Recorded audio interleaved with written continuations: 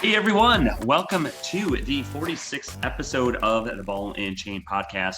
I am your wonderful host, Mark Thomas, coming to you from the beautiful Brickell district of Miami in Florida. And I am very excited for the guest that I have on here today. He is from my hometown. He is doing some really awesome things on the sports broadcasting side of things. Very excited to ask him some questions on all the different things that he's been working on, which seem really, really cool. I think you're all going to love this episode. So without further ado, I'd like to bring in our guest for episode 46, Ben Wilson. How are you today, Ben? Mark, appreciate it. I'm doing awesome. I don't know what it is. Some sort of correlation here between, us Wisconsinites and wanting to move away from the cold this time of year. Cause I'm in Las Vegas. It's having lived here now for 2 years. It's kind of amazing not having to go through a winter. So I'm supposed to be going back home for the holidays, which will be interesting. But I don't know about you. I'm very soft now. Anything below like 65, I start panicking out here in Vegas. So luckily we don't have too many days like that. But thanks for the invite. Really excited to be on with you guys. Yeah, and it's worse for me. So I actually moved to California 20 years ago, lived in California, and even San Francisco, which doesn't have the warmest of weather all the time, still was a major upgrade, especially in the winters from Wisconsin. And then just recently moved to Miami. And trust me when I say that once you get used to non-freezing and non-below zero degree days in winter, you're pretty much never going to go back except to visit for holidays and stuff like that.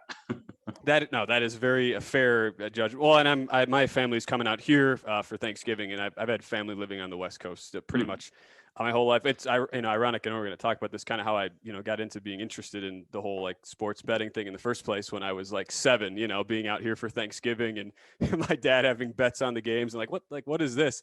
Just being such a foreign thing, and so from the I guess I can give that the onus, I suppose, for growing up in the cold weather, wanting to get out and coming out here to Vegas. And now here we are. It's kind of wild to think, 20 years later, I'm able to do this full time. So that's a fun part, all because of the weather, I guess, Mark. Yes, for sure. So why don't we start there? So the sports, scene in Wisconsin and what's going on there, and then we'll dive into your broadcasting background. So are you a Packers, Brewers, and Bucks fan like me, or do you deviate from any of that for any reason? No, I mean, that's kind of how it was growing up. And for me, that from the Milwaukee area, those were always our teams. I am a I do support the Golden Knights. It's very funny the way the betting market works out here, especially when like the inaugural season of the Golden Knights. As you know, I mean, growing up in Milwaukee, no professional teams, college hockey, obviously huge where I grew up. But so I did not have a team, moved out here as the Golden Knights were just getting started. So just amazing how the betting lines were always so out of whack. I mean, you would just get so like these outrageous lines on the Knights just because they were the hometown team and everybody wanted to bet them. That was kind of my first experience with what is it like watching a betting market, fluctuate with a home team like that, where, you're here in Nevada. So Golden Knights are my only like deviation here, to be honest with you. A lot of friends were like Blackhawks fans growing up. I just could not go to the dark side. Like if you're a Wisconsinite, how could you possibly do that? Just because you don't have a team. I always thought that was ridiculous. So I'm not a Blackhawks fan, but I give a lot of my friends back home a hard time for that.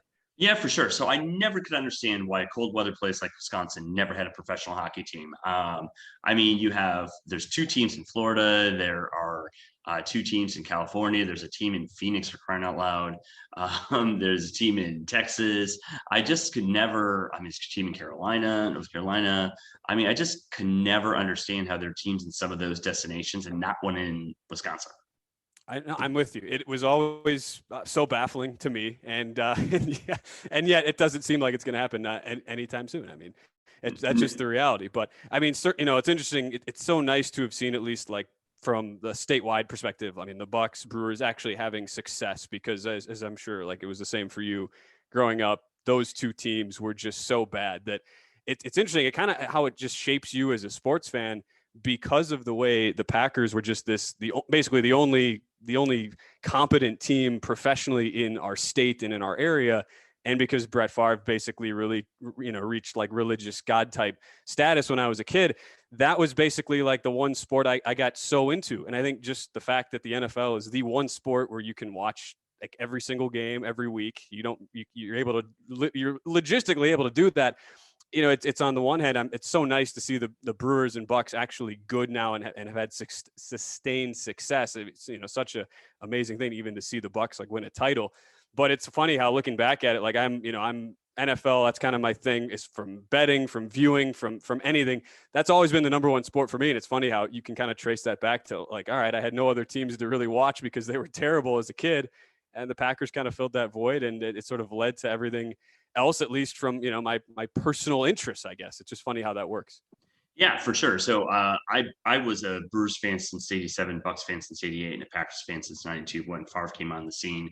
But I somehow stayed loyal and really still watched a lot of baseball and basketball, bad baseball and basketball over those years. So for me, when the Bucks won it all last year, it was extra sweet. I actually went to Game 6, as everyone on the podcast is tired of hearing me saying by now. I'm jealous. Yeah. I mean, I wish I could have been there. You know, would have come a long way from. I think the first Bucks game I went to was Tractor Trailers rookie year, and that's like the first Bucks memory I have. So that you know, for the hardcore fans out there, they'll know what that reference is. And they could have had Dirk Nowitzki instead of Tractor Trailer. Yeah. Well, and then going back to the hockey thing, so because I lived in San Francisco for 19 years, and obviously same thing, didn't have a hockey team in Wisconsin, so. I became a Sharks fan, but only in the last 5 years, and then moved to LA for a year, then moved to Miami. And it's interesting because I actually really like watching hockey games. But now that I'm not in California anymore, and because I wasn't a Sharks fan like my whole life, that one's a lot harder. Whereas I subscribe to the NFL Sunday Ticket so I can watch all the Packer games. I subscribe to NBA League Pass so I can watch all the Bucks games. I subscribe to Major League Baseball Extra Innings so I can watch all the Brewers games, and I watch all of them. Like I very rarely miss games. And so I mean, I don't know on the hockey side, like I don't know. Yeah, just because I think I kind of picked it up too late in life versus having followed it as a kid like I did all those 3 other sports. But yeah, maybe that'll be interesting. Maybe I'll become a Panthers fan. They're good. Florida, yeah. I mean, great start, and then you know, off the ice issues, you know, kind of derailed that. Yeah, I mean, you know, I don't even know anything about that, so that'll show you how big I'm a fan of the Panthers. Wow. Okay, so you're not. Well, I'm not watching hockey at all right just now. Google Joel Quenneville and you'll go down an interesting dark rabbit hole. That's all I'll say there. Okay, I don't know if I want to do that then, but you don't need to. I mean, I call European hockey games remotely here from Vegas, and you know, I sort of by nature kind of have to when you do the prep. And I actually was calling a game today, and it was Joel Quenneville's second cousin who plays for this top European team, and it's like, all right, we gotta mention it at least because people are gonna wonder. So. That is sometimes the downside of when you have to do the thorough prep as a, you know, broadcaster, because you can't just ignore something that's not just because it's not like fun to talk about and it's sort of awkward. And fortunately, there are more and more of those stories that seem to pop up, and you always feel that kind of pressure to, you know, to address them when you're on the air. So let's use that as a good segue to talk about your sports betting or sports broadcasting career, and we can of course use that to talk about the betting side of things too. So yeah, walk us through our audience, like what you're doing today, you know, what your background is, some of the cool things that you've done, like broadcast games on Fox Sports Midwest and other places. Would love to give the audience an overview of your background so they can understand some of the awesome things that you've worked on. Yeah, well, yeah. Thank you for setting me up on this because it's kind of intricate. I think a lot of people just assume that if, like, for us, it's you do, you know, if you're full time as a broadcaster, you kind of have like one network or one thing you do, and that's just sort of like your everyday day-to-day thing. But at least for me, I mean, there's probably 4 or 5 different things I'm kind of doing always at once. At least like and it's kind of where the intersection comes for me with doing play-by-play and then sports broadcasting or sports betting within the whole, you know, the whole broadcasting sphere here. So right now, I mean, we're in college basketball season, just started, just had I think I've had 2 TV games so far. So I do a lot of college hoops I know you mentioned Fox Midwest, which is now Bally Sports Midwest, and they've got, you know, they do different they have contracts with different conferences on like the regional level. But for now, like I do about, I would say 2-3 play-by-play games a week. And that's kind of anywhere from college hoops on the ESPN Plus, Stadium, Pac-12 side on some of their digital games for some of the school streams, what have you. And that kind of goes anywhere from hoops to college soccer. We're in fall, so that's starting to wrap up. Volleyball as well. And then a lot of, other like high school football stuff. There's a lot of like showcase games here in the area through some of the regional networks again. So I'm kind of regionally based, being here on the West Coast. Vegas is a really interesting point to be based out of because there's so many events that come through here, especially college basketball. So really gearing up for actually starting next week. There's a bunch of big holiday tournaments coming in town that I'll be doing some. There's some women's tournaments, some men's on the D1 level. So that is like, but there's basically, I don't know, 3 or 4 different networks that I'm calling games for different sports, pretty much all college, like occasionally some, low level professional sports here and there, some high school showcase stuff here and there. But for the most part, a lot of NCAA stuff, mostly with like the Mountain West, Big West, WAC are 3 of the, and Pac-12 as well, are 3 of the main conferences, 3 or 4 of the main conferences out here that I call games for. So that's kind of like, it's sort of half of it. And then on the other half, because for people who don't know, I mean, in today's day and age, it is really, really tough to actually go full time and just do play by play. A part of that is just the way the current market is. I mean, it is with how saturated it is, where there's so many games on so many different networks, and a lot of them are streaming. More so than at this time 5 years ago. There are just more games to be churned out, and as a result, the budgets are a lot smaller. The productions are, there are more stretched thin in a lot of places because so many games are being done. So even if you're doing a lot of games, it's hard to make like a full-time wage just on those alone. So the challenge, I think, for anybody in our part of the business has always been, well, what do you do to kind of anchor yourself that is outside of that while you're trying to build your way from doing the regional games like I'm doing right now to more of like a national, full-time type contract, which only, the top, 1% of people in our industry have when you're talking about guys like, guys and girls at the CBS, Fox, ESPN, top levels of the business like that.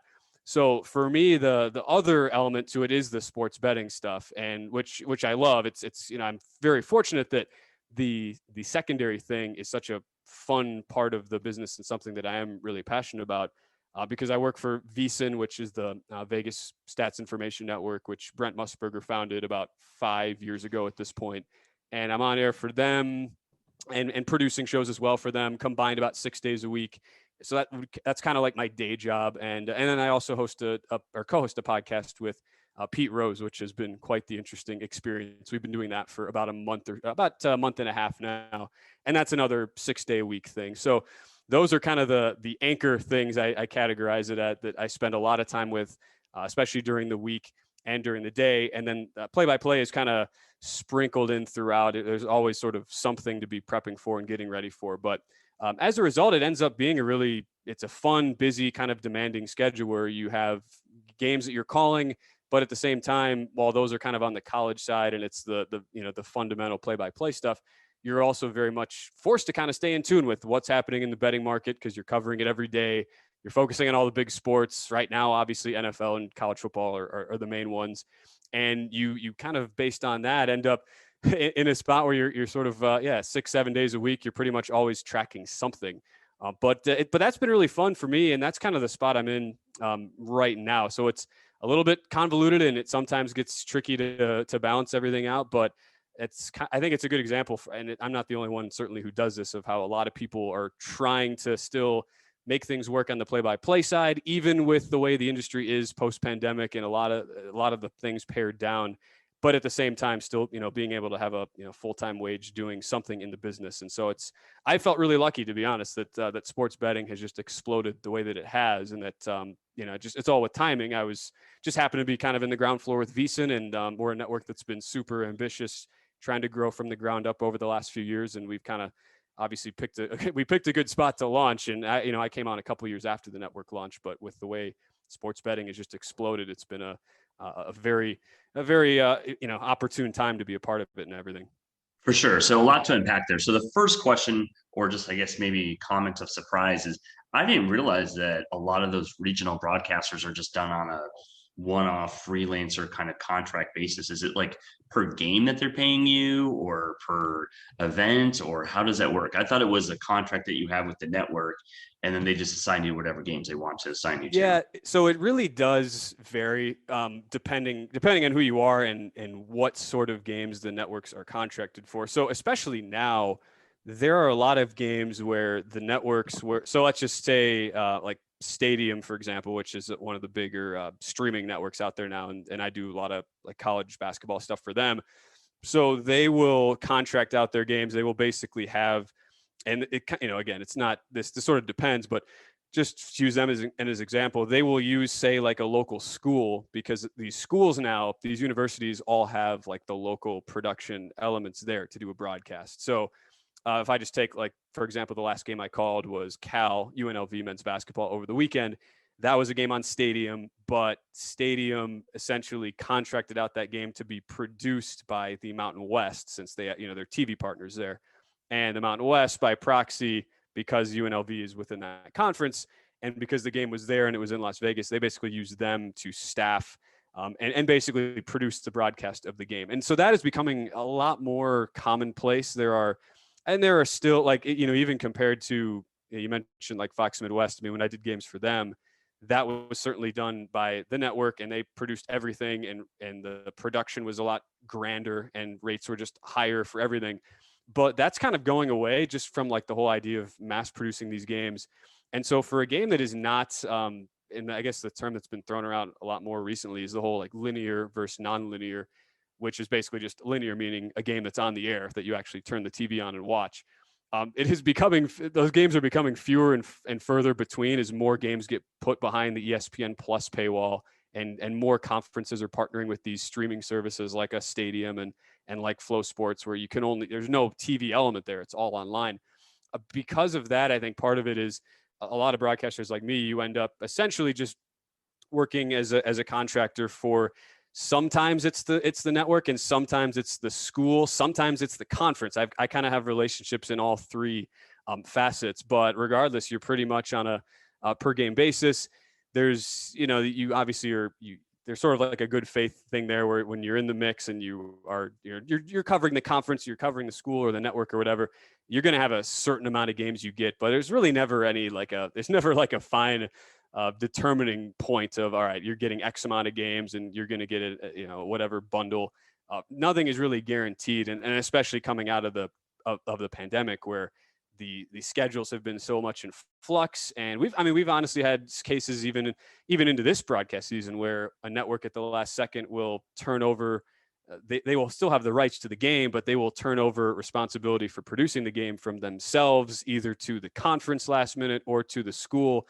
So there's a lot of moving parts when it comes down to it. It's a lot different than, obviously when you're talking about like the top college football games on ESPN every week, like obviously, yeah, those are going to be your full-time contracted people. It's the same crews every week at the network level.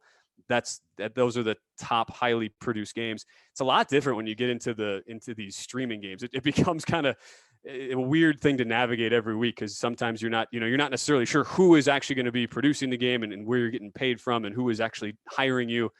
So those are all kind of weird elements of it, but I guess over time you just sort of get used to it. And that's sort of where a lot of us who do things at the regional level are kind of used to now at this point. Right. And so then that was going to be my next question then, is how hard is it to go from doing those contracts and freelancing to getting into a permanent role? Do you have to work all the way up to, broadcasting for a specific team or network, let's say, for example, at the NBA level? Or can you get a full-time contract with CBS Sports doing, college basketball games? I mean, how do you get from the freelance aspect to the permanent role aspect, or would you want that? Do you want that? Or is that just something that just, doesn't even interest you? No, yeah, I mean that's the ultimate goal, to be honest. And I think like anybody, a lot of people in my same position would say the same thing, where you're basically trying to get that full-time contract with whatever the network is, just because, I mean, it makes things a lot easier logistically for you. And also because you're simplifying a lot of things in that aspect when you take away the whole freelance nature of it. And it also by proxy just means you're doing bigger games, and you're doing games that are going to be most likely all linear, all on TV, and just general like higher profile and bigger games in general. The challenge is just, again, it kind of goes back to the whole like market saturation thing. Like you take ESPN, for example, the word inventory gets thrown around a lot. It's like we only have, we have X amount of games that we're producing this year, and we have X number of broadcasters who are full-time signed on to do X amount of games, and you kind of do the math, and there's just very few, if any, even left over for anybody on the freelance side. So that's why, like, the goal for all, any of us in positions like mine, and there's a lot of us, and there are guys that are really, really good who have been doing this, longer than I have, kind of grinding out the freelance thing on the play-by-play side. That's why the goal to kind of get in on the full-time contracted side is so appealing, because it just gives you so much more. It gives you a lot more security, and again, you're doing bigger games, and it's definitely like a goal as opposed to what you're doing, or what we're all kind of doing now, at least on this regional level. But it kind of goes back to the challenge of, like, how do you breaking in that standpoint when there are fewer and fewer games being put on a linear basis. Companies are, I'm sure you just saw, there was the story, ESPN having to apologize. They essentially they were cutting corners on their Pac-12 football broadcast. They were just, they were using like half the cameras they should have been, and the camera quality was really bad. And that's for like a prime time Pac-12 football game on ESPN, which just shows you, the nature of the business right now from a video production standpoint. It is like, it's really expensive to do these games well. And coming out of the pandemic, these companies, it's not just ESPN, a lot of people are trying to save however much they can. So that's kind of where, while the goal like still remains the same, getting the full-time contract, like that's obviously what, for me, what I'd love to do, it's make that at some point in my career. At the same time, you kind of realize, like, especially where we're at right now in 2021, just the reality is there are so many guys under contract who, many of whom are not getting their full allotment of contracted games just based on logistics and the inventory there. That's sort of where the reality is. And it'll be interesting to see like how it develops over the next couple years.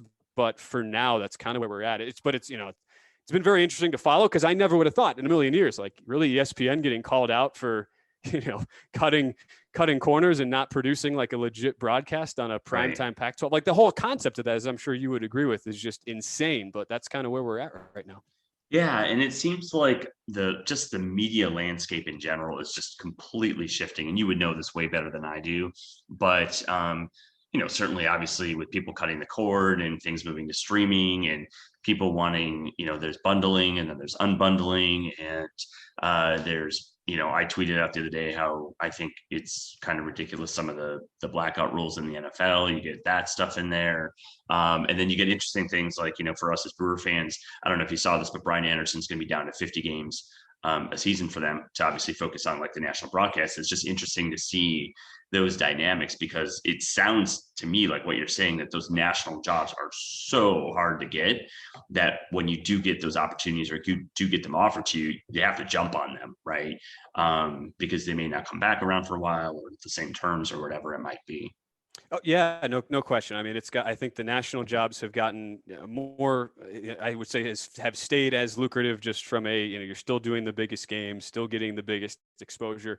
But I think at the same time, because there's a lot of guys, and Brian Anderson, like, he's been a mentor of mine. I've known him for a while, and like super nice guy, and always has been so good to me at giving critiques and feedback and just general advice in the business. But he'd also be the first to tell you, things have changed so much from when he got the Brewers job in 2006, and to where the industry is at 15 years later. It's just crazy. And I know the thing for him too, like, BA, he loves the Brewers. Like, we've talked about this a lot, and he's never wanted to make it seem like, oh, I'm just, this is just my position to just kind of call games while I'm in between national gigs. Like, he genuinely loves the fan base, loves calling games for Valley, Wisconsin, and doing the Brewers day in and day out. It's just kind of like, as the business changes, and is the way to, like, I think a lot of it is more of a commentary on the regional sports networks in general, because you're starting to see this with the whole, like, the Sinclair takeover and the whole Bally's thing. The RSNs, it's, when they first kind of exploded back in the early 2000s, it was so cool, because you finally had an RSN, like a Fox, back when it was Fox Sports North, and, shared with Minnesota and Wisconsin, just for an example there. Like, they're showing every single Twins, Brewers, Bucks, Timberwolves game, like every single game. And getting one of those gigs, and it still is, but getting one of those gigs was a huge deal back then. Not that I think it's like been minimized now. I just think the way that as you mentioned, the whole cutting the cord deals and how these RSNs are certainly holding out and are not really, they're definitely not as consumer friendly as they were meant to be now, just from a general like management standpoint. Like, I don't know where the RSNs go from Right. here. And for me, like coming out of school, that was always like, the dream gig would have basically been what BA was doing, which was you're calling 160 Brewer games a year, you're calling 80 Bucks games a year, and you're doing national work. I'm not, I don't know how feasible that's going to be for a lot of people going forward. I mean, that's all for me, like BA, Ian Eagle, who does the same thing with the Nets on Yes, and then his CBS work. Those are two mentors of mine who I always looked up to, thinking like that is the dream scenario. I don't know for people going forward, like how realistic that will be of these RSNs. Like, I mean, paying enough to make it worth your while if you're doing national work, and just B, also like cutting down on some of the actual broadcasts they're doing and trying to cheapen the product. So that's just yet another one of those things where, like, you kind of tackle that when you get there. And so like BA is so good and Ian is so good that for them, like, it's, they're always going to have games to call, and it just, they're going to want to make the most sense for them. And no matter how they do it, they'll do a great job at it. So I think for us, like, we all see that from, as we're kind of slowly making our way up the ladder, but it does make you think, like, all right, well, what is the, if you ever get a shot at an RSN gig, well, is it going to be different and less appealing 10 years from now in a position where you never would have even second guessed, just the authoritative nature that having a gig like that would make you feel in respect to the business, as a whole. Right. Yeah, no, that makes a ton of sense. I mean, you can kind of just see it in terms of like what you said with the way, the broadcasting rights have shifted, and, where things are like, I think Brewer games, like, you have to have, I'm a little bit guessing here, but I think it's like you have to have Spectrum. I don't care because I have Major League Baseball extra earnings, so I get it no matter what. But I think you have to have a certain cable provider in Wisconsin to see the games, and so that's a sore point. And it just is very, very different, like you said. So that's super interesting to hear how that has really changed.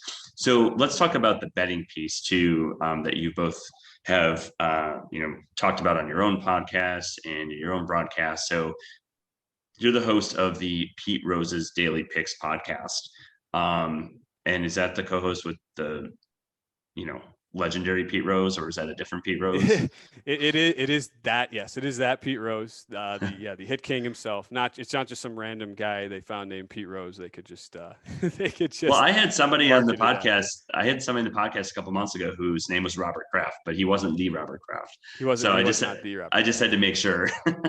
So what does your podcast or what does your Pete Rose's Daily Picks podcast talk about? How often do you host it daily? And what is it like interacting with Pete Rose all the time? Yeah, it is basically a daily show. We do 6 shows a week, and they're usually, they're pretty short. The whole point is it's Pete Rose's Daily Picks. So it was a little surreal. Starting it with him. Here is the most notorious gambler probably ever regardless, you want to talk sports landscape or just in general. The guy, it's like, even me, who was born, I was born after he was banned from baseball, and even I know intricately every detail about that because it is such a well-known story, and he is such a well-known guy for that reason. But basically the premise is I set up Pete. I've got all the lines because I have them all in front of me. I'm tracking them, and we talk about the biggest games. When we started, it was during the MLB postseason, so we would focus on that at the start. And but we talk NFL, we talk college football on our show today. We were talking NBA. Basically, talk about the biggest games, and he gives out his picks, and that's pretty much the premise. And we kind of go back and forth. There's some story time in there because after all, it is Pete Rose. Yeah. He's got some stories, but that's kind of the premise. And we've had a ton of fun doing it. It is weird because sometimes you catch yourself saying like, wow, I'm really talking gambling with Pete Rose, who, obviously as we know, right, there's a lot there. So that's kind of our premise. We've just started. It's the venture began just over a month ago, just to get stuff going for baseball. So with baseball wrapping up now, and we're getting towards the end of football, we're going to start having guests and having, not as heavy of just these pick shows where we're going back and forth. And I'm like, all right, Pete, the Nets are laying 3 against the Warriors. Who do you like? And we go back and forth on that. Does But he know basketball and football and hockey as well too, or is it just baseball? no, so he does. I mean, he knows everything. Which like Pete would be a great, if he really wanted to, he would be a tremendous sports talk radio host. Like if he really wanted to, and he doesn't. I mean, he's 80, which he's just, this is kind of a thing for him. It's just for fun. He genuinely loves talking about games, and he's watching basically every day. But so he has an opinion on everything. It's kind of amazing. I definitely think, I mean, baseball is certainly a strong suit for him. He's, I would say, more dialed in just because he knows the game so well. He's been around baseball for so long, and he still has relationships with a lot of the guys that are in the game, and he talks to a lot of players in the off season and gives them advice and everything like that. So he's very dialed in there. He's still like very sharp and on top of it. But having said that, he still watches the NBA every night. He's watching the NFL, college football every weekend. So we get into it, and we do. There's really no limits on like what we talk about. But that's, I guess, if there's really no better example of like sports betting media in 2021 that when Pete Rose has got his own show basically, and I'm kind of just helping out. I'm kind of like the driver. I joke I'm like the unofficial conciliary of his on the show. I'm just trying to set him up with like good picks and find the best games to talk about. But when he's a guy like him is doing a show in this day and age and doing it free flowing, giving out picks, like that kind of tells you where the sports betting space is in a nutshell. But having said all that, like he genuinely loves it, and I think he really likes doing the shows every day, or else again, he's 80. He doesn't have to be doing anything if he doesn't want to. So I think it just speaks to his level of passion for it. Yeah, 100%. And I think the fact is that like, we're in a different era, as you mentioned, with regards to sports betting. Not saying the same thing might not have happened if he was caught betting back then as now, or caught betting now as back then. But I do think that, and actually this is my next question for you, if you're able to answer it. I do think as time goes on, as betting becomes more woven into the fabric of American sports, into broadcasts, into the sponsorships, the partnership deals with the leagues themselves, you got to think at some point he's got to be let into the Hall of Fame. What are your thoughts about that, especially as the attitude towards gambling changes, because it already has. I mean, I have to think that if we're talking like approval rating of just the question, should Pete Rose be in the Hall of Fame? I think I think for a lot of people, and again, just like you talk to friends and you're the discussion, and I feel like no matter which circles you're in, that the question always comes up, and it's like, yeah, of course, like he should be in the Hall of Fame. I mean, it's ridiculous. Sure, he right. he bet on his team when they were winning games. Like he wasn't throwing games or anything. It's just kind of a ridiculous premise in the first place. Maybe that was the minority opinion, I don't know, 15, 20 years ago, but now I have to think the Pete Rose Hall of Fame approval rating, it's got to be like over 75, 80% right now, just from the public opinion side of it. And I might even be underselling that. Like I think, and it's not like I'm just selling out just because I work with him now, but I think I've always felt that way. And it's always, and kind of going back to the whole, like when you'd see politicians come in and say like, yeah, sports betting, it's this dangerous gambling thing, it shouldn't be legal. And you always sat there and why is this industry being treated like the absolute devilish worst part of society? Like it's just ridiculous when there's so many other things that are so much worse and that are just as if not more addicting. Like why is there such a focus in the public narrative on gambling, on sports in general?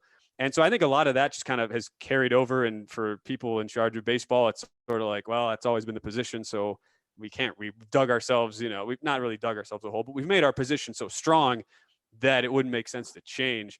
I think it's obviously such a shame that, I mean, he's 80, so the clock is, he knows this clock's running out on on getting in while he's still alive. But I don't know if it'll ever happen, just because of, even with the partnerships and the betting and everything, because baseball, like with college football, college sports, they still will always claim that even though they're now paying athletes, with NLI, they will always claim it's an amateur sport and there's the integrity there, and any breach of that deserves to not even be acknowledged. So that's my one, my one thing. We're so far into it that I don't know that just because the MLB has a partnership with BetMGM that all of a sudden they're going to say, you know what, we were idiots this whole time. We're going to get Pete in the Hall of Fame.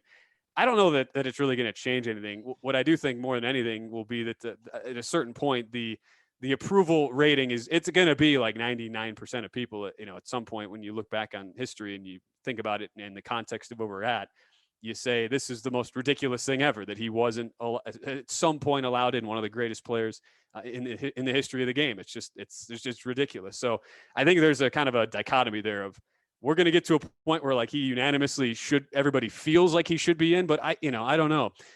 We know how Rob Manfred as a commissioner has not exactly been a beacon of progressiveness there leading the office. So I'm just not sure that it's ever going to happen, at least in the near future here, actually getting him into the Hall of Fame, just simply because they've got the betting partnerships now. Yeah, well, and baseball's been the slowest to adopt sports betting into its ecosystem, right? I mean, the NFL and the NBA was the first. I mean, heck, Adam Silver wrote the op-ed piece in the New York Times that really got the ball rolling on it. NFL, I mean, they're a money printing machine, and so they follow the dollars and they recognize how important sports betting is in its landscape. And both the NBA and NFL teams have both the NFL and NBA. Both the NFL and NHL have teams in Vegas. I'm sure the NBA will at some point. And it's just odd, that baseball seems to once again be behind all of it. And it really sucks because, like, as we talked about at the top of the broadcast, baseball was my first love. My first baseball game was, I don't remember which game in the hitting streak, but it was during Paul Molitor's, 39 game hitting streak in '87. Amazing. And it's just like, well, why is it that baseball still has to be just stuck behind the times and everything? And I consider the Pete Rose, issue also part of that. I think he should be in the Hall of Fame. He's the all-time hits leader. Without that, he would be a Hall of Famer. And if you just want to say, hey, we're doing it to punish the person and to make it clear that, betting is 100% never allowed, well, it doesn't really do that much, in my opinion, because there's many, many, many baseball players who are not Hall of Famers. So they go, well, I'm not going to get in the Hall of Fame anyway, so maybe I'll bet. No, you're not going to bet because it's the right thing to do. If you're a player, you don't bet on the games, right? And so I think he's suffered enough, and I think he's gone through enough. And I think at this point it just feels like spite, to keep him out. It's not the right thing to do. So hopefully they get it together and get him in. I think spite. That's the right thing to do. I think convenience as well. I mean, if we're being honest too, because you think about it it's easy to just sit there and say, well, we've got a position already. We don't need to change. And I think the one thing that a lot of these leagues, and MLB is a good example of this by not changing its stance. I don't think I've really thought about is the idea, because I think there's such a reluctance to, even though the leagues have gone into these partnerships, like the NFL, they still don't want their play-by-play guys talking about the spread, on the air a ton. I mean, it's like, obviously growing up, and it's like you hear Al Michaels make the veiled reference to the total, and you're like, this is so cool because it's like this secret language. Like networks, they still don't want guys to do that, and the leagues, I don't think the leagues do either. And I think it's still this thought of like, well, we're obviously cool with the partnership because we're not going to admit this, but because it makes us a ton of money. But at the same time, like we still don't want to fully go down that path of because we're afraid of, well, if everybody is so aware of it, well, maybe that could bring in fixing games into the equation. I definitely get the sense that those leagues still have those thoughts in the back of their minds, while not really considering that like fixing games in 2021, like as much as the sports betting media industry has exploded, the sports betting verifying of legitimacy industry has absolutely exploded as well. Like there are so many companies out there, and I know a number of guys who work for one of the big ones here in Vegas, US Integrity.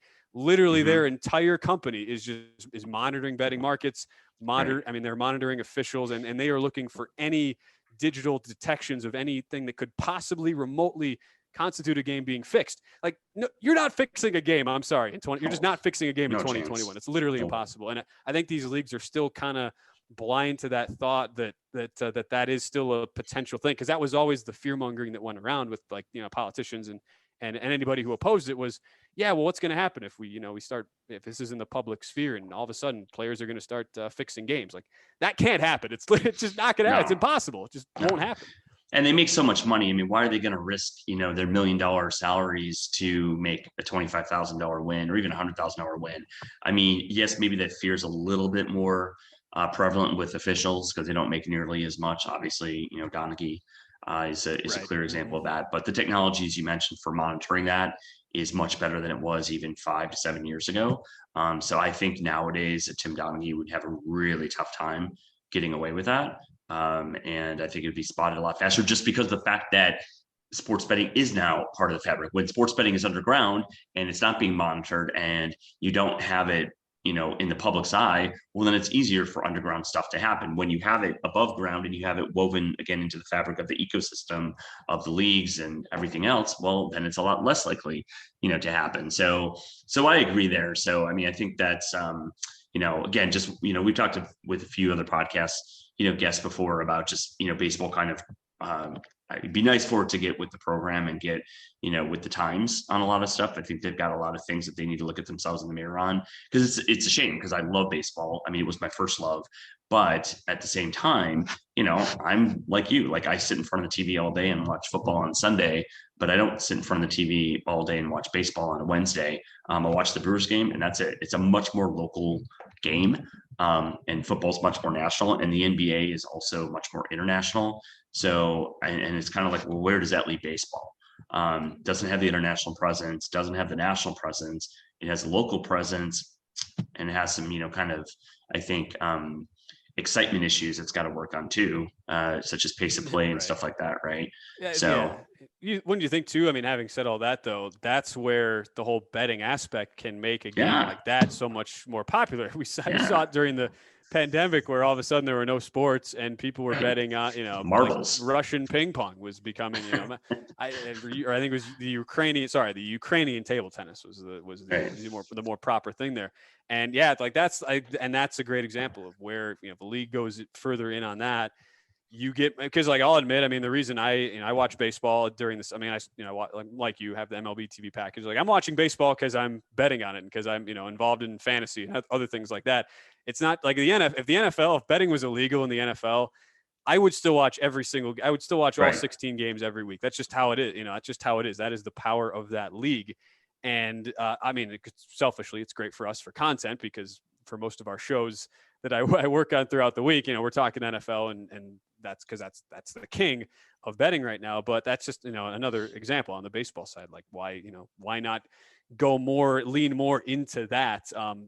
Because it is such a powerful thing. And in those dog days of summer when there's nothing else to bet on, I mean, people are going to gravitate toward it.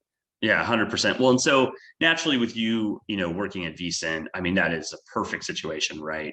Doing play-by-play for them, which is, a betting content company. And now, of course, they've been acquired by DraftKings recently. So got to ask, I mean, what have you, had a chance to ever interact or work with Brent Musburger or Mike Lombardi or any of the folks over at VSiN?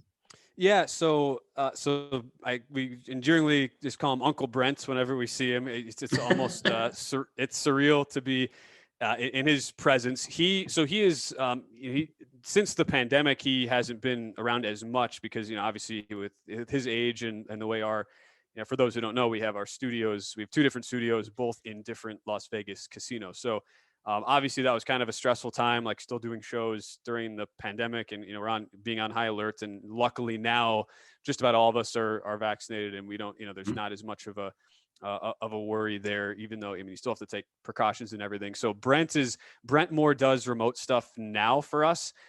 He will still do occasional like hits in our studios, but it's a little less frequent than it was pre-pandemic. So I did get to work with Brent. I have, I've hosted shows with Michael Lombardi. We have a show called The Lombardi Line, which is kind of, that's his show.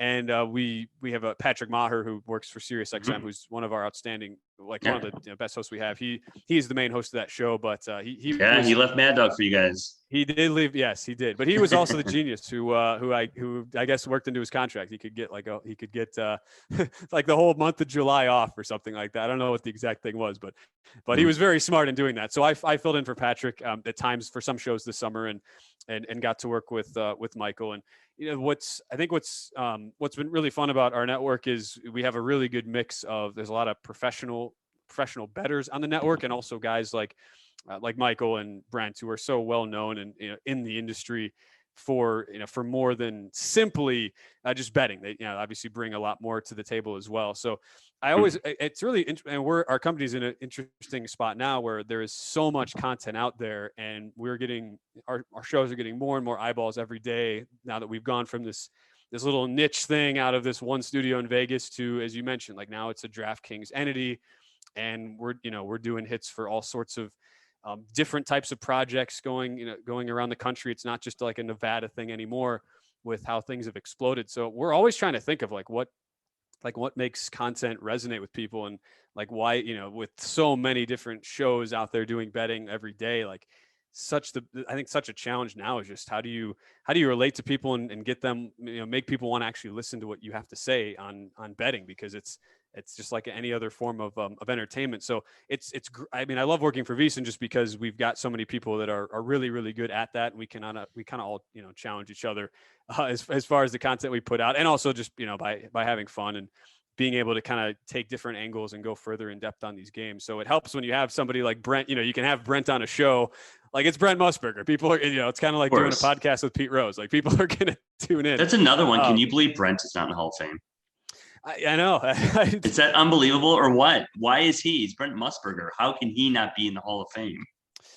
It's a good question. I don't know. And he still does the Raider games on radio, and actually one of our our main executive producers at VSiN is his occasional spotter, which has been pretty cool. But yeah, I mean, he's obviously gone. I think he had the foresight really to kind of go all in on this and realize that things were about to explode, and that he had so many relationships over the years with the bookmakers in Vegas, and that's, I think, what makes our our network kind of special, where we it's not like guys that we just sort of call up out of nowhere. I mean, it's people that we are physically in person speaking with every day, who are the people originating lines, which is kind of a pretty special thing when you think about how just how global this whole business is now, from just like the bookmaking aspect of it, and that we have access to those people on our show. So yeah, to answer your question, I no idea how that has not happened. I mean, it's okay. I'm not asking you to take care of it, but yeah, it's just remarkable. I mean, it's and I love listening to Michael Lombardi on GM Shuffle, and he has a spot on Mad Dog every, I think, Thursday or Friday, which is also great to listen to. He's just he tells it like it is, no BS, and gets right to the point, which is awesome, and just an entertaining guy to listen to, which is really cool. I will the one Michael story that I will share that was great. Well, I was hosting with him the day that Aaron Rodgers announced his return to Green Bay. So we were, I think that came out at it was like 9:58 a.m. Pacific time, and I just remember that because we were on together from like 9 to 11 on the West Coast, and we spent basically the entire second hour of our show talking about that. But there's been so many different kind of new projects that we've done at VSiN over the years, and for a lot of the big ones, like I've kind of more been behind the scenes just producing some of them, because we want our biggest name people on them, and like our Super Bowl betcast was kind of like the first one of those. This is before I got here, but this is one of those things that just lives in like VSiN lore, where it was Brent, it was Michael Lombardi, Gil Alexander, who's been a great mentor to me, and he's you could argue like one of the best hosts in the business. Period. Has multiple shows he hosts at our network. They're all doing this Super Bowl betcast the first year of VSiN, and it was the Patriots Falcons Super Bowl, and with the Falcons up 28-3. And Michael Lombardi is obviously, having worked for Bill Belichick, we give him a hard time. He's always in the can for Belichick. He was so livid at the game planning by New England that in the middle of our betcast, he literally, during a commercial, just got up off the set and left, and he just didn't come back. He just left, and it was 28-3. And that was one of the great, the hilarious early years of VSiN memories, where it was just kind of like anything goes. We're starting this network from scratch. And that's like the Lombardi story from early. And of course, one of the most iconic, I think Brent during that betcast was like, all right, turn out the lights. This thing is over. And obviously one of the most memorable, iconic Super Bowls ever. I wonder, I wasn't paying attention because we weren't doing any anything betting related during that Super Bowl, but I wonder what the odds were if you can recall, for the Patriots to come back and win the game at that point. It would, I mean, and again, yeah, and I was not at VSiN yet, so I don't remember exactly what like the live market stuff was, but I mean, it, it was pretty. I want to say remembering it was in like I mean they were in like the 14-1 range live because it was it was 28-3 late third quarter. You literally needed like a perfect execution the rest of the way, and that's one of those things now that like had that Super Bowl you almost wonder like had that Super Bowl taken place this past February. Right. And with the way, because like live betting now is that's such a huge part of what we do.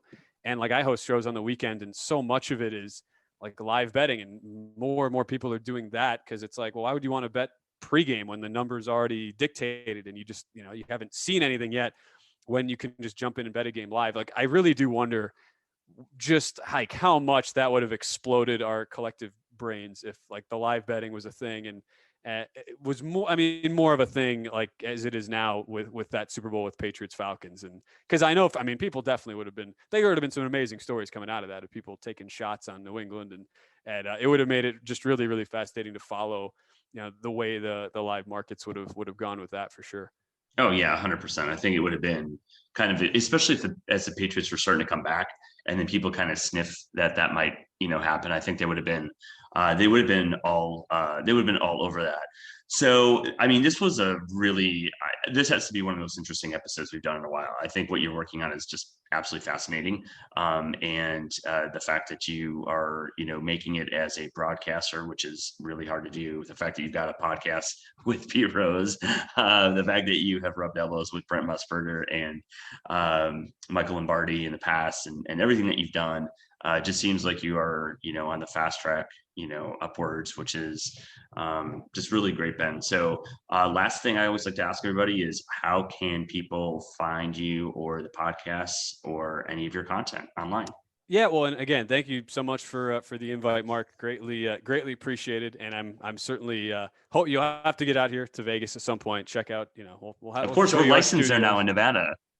Okay, well, yeah, you got to. I mean, it's got to happen. Of course. I mean, now Yes. even though it's legalized in so many other states, I mean, still we kind of feel like this is the place to be for that. Absolutely. Yeah, I know. I mean, and of course, anytime we have our Circa and our South Point studios there at VSiN. But yeah, I'm at I have a website, benwilsonbroadcasting.com.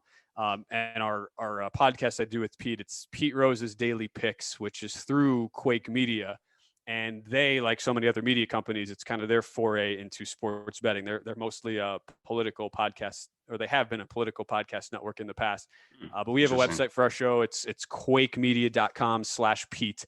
There's a great little photo shoot there, Pete. If you go to the website, I am not featured, thankfully, in the photo shoot. It's all Pete, and we've got all of our episodes there. You can subscribe to either there or through Apple, and then I'm on Twitter, Instagram at Ben_Wilson_1. So I'm not like the biggest social media guy, mostly because I'm always like looking at things to bet, and I just get sidetracked and don't post as much as I probably should. But anyway, that's where I have my stuff at. So busy time right now. Got a lot of college basketball I'm doing here in the next couple of weeks, and the show I host at VSiN is VSiN Bet Center, which is 9 p.m. to 1 a.m. Eastern on Saturday nights, and we have a lot of fun with it because it's always late night college football going into NFL Sunday.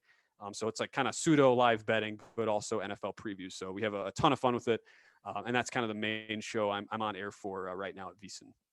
Awesome. Well, that's a mouthful, but it's because you're doing a lot of great things. So yeah, I know. I feel bad. I love it. I don't want to feel like I'm, just plugging myself too much. Good. That's just how I guess that's just how it is. Yeah. No, that's good. That's good. And it might be good that you stay away from the social media rabbit hole times, because it can be pretty, it can get pretty crazy for sure.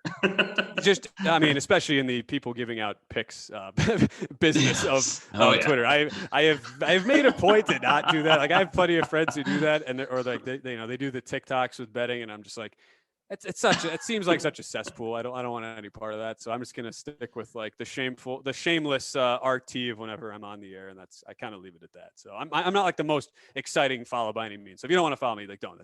I totally don't take it personally. Because I probably wouldn't. But I'm now going to myself. subscribe to your podcast, and so hopefully all of our listeners will too. We'll put in the show notes the links to the podcast, so people can check it out. So yeah, thanks for your time again, Ben. You've been an amazing guest. Good luck with everything in the future, and look forward to talking to you soon. Yeah, thanks so much. Really appreciate it.